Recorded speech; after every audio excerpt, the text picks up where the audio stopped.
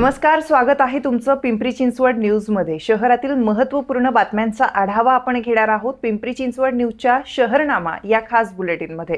पावसाळी अधिवेशनात पिंपरी चिंचवडच्या सुधारित विकास आराखड्यात 28 गावातील अल्पभूधारक शेतकऱ्यांच्या जमिनीवरील आरक्षणाबाबत आमदार शंकर जगताप यांनी लक्षवेधी सूचना मांडली। याला उत्तर देताना उद्योग मंत्री उदय सामंत यांनी शेतकऱ्यांच्या मूळ जमिनींवरील अन्यायकारक आरक्षण होणार नाही, तसेच अंतिम मंजुरी गुणवत्तेनुसार दिली जाईल असं आश्वासन दिलंय।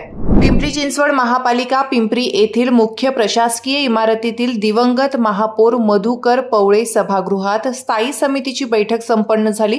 बैठकीच्या अध्यक्षस्थानी प्रशासक शेखर सिंह होते। या बैठकीत आयुक्त शेखर सिंह यांच्या हस्ते पे अँड पार्क आणि व्हॉट्सअप पार्किंग सुविधेचं उद्घाटन करण्यात आलं। तसेच शहरातील इतर अनेक विकासाच्या कामांना निधीची मान्यता देण्यात आली। हिंजवडी परिसरातील दैनंदिन वाहतूक कोंडीवर उपाय शोधण्यासाठी सोमवारी 7 जुलै रोजी PMRDA, MIDC परिवहन विभागाचे आणि रहिवासी संघटनेचे प्रतिनिधी उपस्थित असलेली संयुक्त बैठक पार पडली। हिंजवडीसारख्या वेगाने वाढणाऱ्या IT हब समोर उभा असलेला वाहतूक कोंडीचा प्रश्न दिवसेंदिवस गंभीर होत चालला आहे। या बैठकीत वाहतूक समस्येवर तातडीने आणि दीर्घकालीन उपाय शोधण्यावर चर्चा झाली।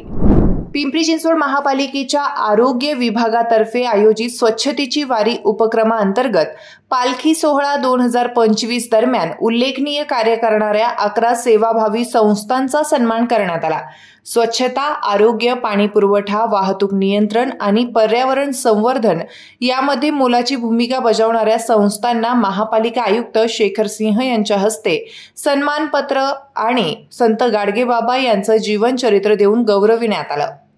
पिंपरी चिंचवडमध्ये संततधार पावसामुळे भोसरी आणि चिंचवड MIDC भागात पाणी कारखान्यात शिरलं।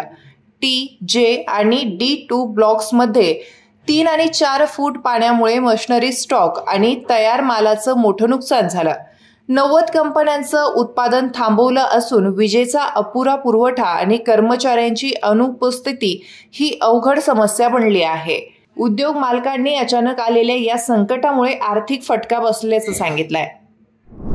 संततधार पावसामुळे मुळशी आणि पवना धरणातून मोठा विसर्ग सुरू झाला असून मुळा, पवना नद्यांची पातळी झपाट्याने वाढतीये।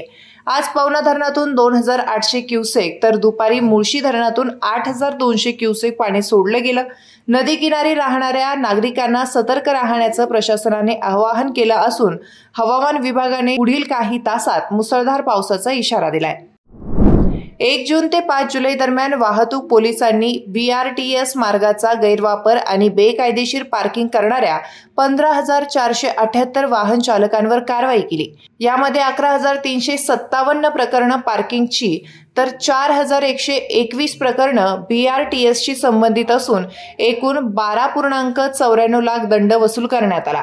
ही कारवाई वाहतूक शिस्त राखण्यासाठी करण्यात आली आहे। या बातमीपत्रासह आपण इथेच थांबतोय। पाहत रहा पिंपरी चिंचवड न्यूज।